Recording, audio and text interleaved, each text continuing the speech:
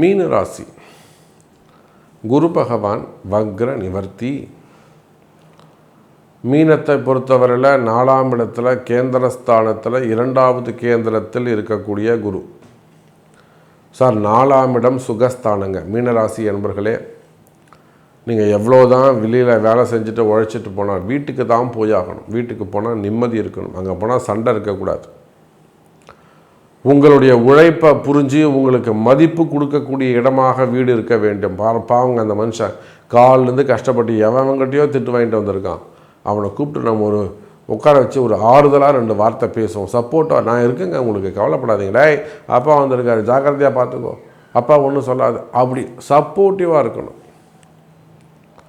இது நாள் வரையில் வீட்டில் குடும்பத்தில் சுகங்கள் இல்லையா, குடும்பத்தில் தகராறா, குடும்ப பிரச்சனையா, குடும்பத்தில் பிரிவுகளா, குடும்பத்தில் நிம்மதி இல்லை சாமி, குடும்பம் ஒய்ஃப் மதிக்க மாட்டேங்கிறாங்க.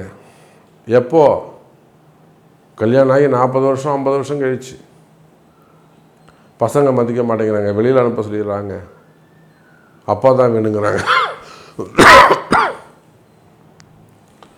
அப்பா தான் வேணுங்கிறாங்க, அம்மா தான் வேணுங்கிறாங்க, பிரித்து வச்சு பார்க்குறாங்க. சரி, எந்த மாதிரியெல்லாம் குடும்பத்தில் பிரச்சனைகள் இருந்திருக்குமே. ஆனால் அதே போல் வண்டி வாகன யோகங்கள் கிடைக்கும். புதிய வீடு கட்டுறது, வீடு வாங்கிறது, வீடு அமைத்து கொள்வது, இடம் வாங்குவது, யோகங்கள் அமையும். வண்டி வாகன யோகம், குடும்பம் சிறக்கும்.